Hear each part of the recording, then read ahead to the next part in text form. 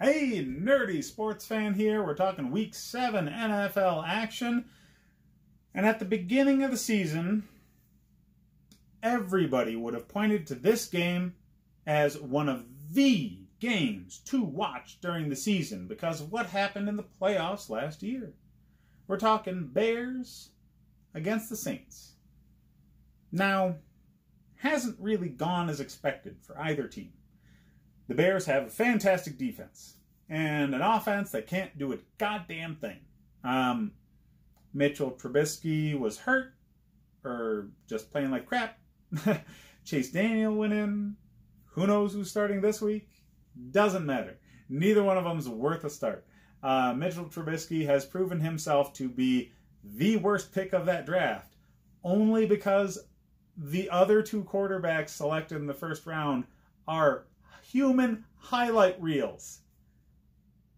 They traded up from number 3 to number 2, gave up draft capital to get Mitchell Trubisky. And now they're watching Patrick Mahomes and Deshaun Watson, guys that other people thought were much better options. This guy. They're watching those guys light the league on fire. That's what happens when, I don't know, stereotypes. I don't know how the hell that happened. Everybody who looks at film could have told you Mahomes and Deshaun Watson were better options. Everybody who doesn't look at film and just listens to national media coverage could tell you that Deshaun Watson should have been the pick. But you got Trubisky. Sorry, Bears fans, okay? I have no idea why you picked him, but you're stuck with him now. It seems very Rex Grossman-like, doesn't it? You've got a good head coach. You really do. This guy knows how to coach an offense. And that's the only way anything happens. Scheme. He schemes something together to make it work. Mitchell Trubisky is a dumpster fire, and he does not deserve the defense that he has backing him up. Do not start anybody from the Bears offense unless you are taking a flyer on David Montgomery. Week in, week out, he is getting more involved in the offense, and he should have been this involved from week 1. But, you know, rookies. They have to learn pass protection before they're allowed to play in any sort of NFL offense. So now that he's got a few weeks and he's got that kind of figured out, he's in the lineup more, and he's taking advantage of it. He's both a receiving and running threat, and especially in PPR leagues, he's always a flex play. At the very least, eventually he's going to go off one of these games. But keep him in your lineup or on the bench as a stowaway because there are a lot of players that are also very high quality that you can use. So he's really just going to be that guy that you throw out there when one of your starters is either injured or on a bye week. But he should be owned in every league. Bears receivers are all devalued until this offense proves it can do anything. And the Bears defense is starting to get devalued.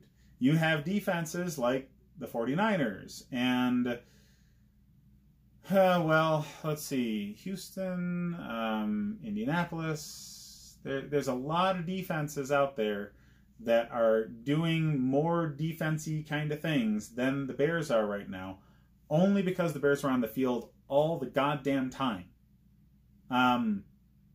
They will have weeks where they just dominate the offense. That is not going to happen against a team the quality of the Saints. That will not happen. Sean Payton is too good of a coach.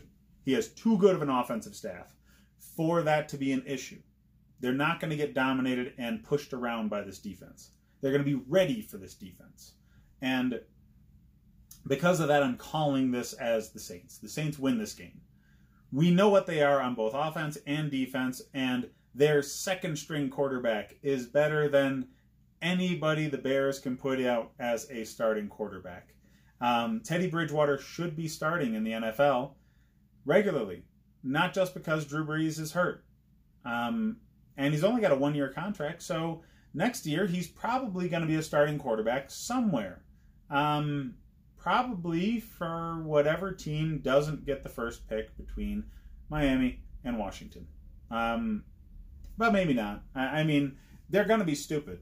Some team is going to be dumb enough to not even try and pick up Bridgewater when they should.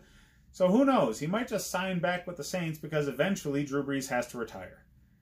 That's probably the smartest move on his part. And it would be the smartest move for the Saints as well, to have a very talented quarterback like Bridgewater in the fold, ready to go because he knows the offense and the team respects him. As soon as Drew Brees retires, transitioning to Bridgewater would make them perennial Super Bowl contenders. And that's what you want. That's what teams like the Patriots don't have, because really, who has an answer to who's going to succeed Tom Brady? But anyways, about this game, the Saints are too talented for the Bears to just lump up on from their defense. And because of that, now the focus shifts to what the hell is the Bears offense going to do against the Saints defense, which is damn good. The answer is nothing. Literally nothing. The Bears offense cannot score. It can't. They are solely dependent on their defense shutting the other team down. Now, here and there, that absolutely will happen. Not this week. The Saints are too good. They're going to win. I say don't start Bridgewater. Start Kamara. I'd probably say that's the only person worth starting because this is a very good defense. Very good defense. The only person you can really bank on getting theirs from this offense against this defense is Kamara, and that's only because of his workload. He's the primary runner and the #1 receiving target. So yeah, get him in your lineup. Stray away from pretty much everybody else. I mean, Michael Thomas, nobody's going to have a receiver core so good on their fantasy roster that you're pushing him out of your lineup. But he's like a wide receiver 3 this week. Bridgewater should be owned in every league right now. Don't start him this week. But start the Saints defense. The Saints defense against the Bears offense is a win every week.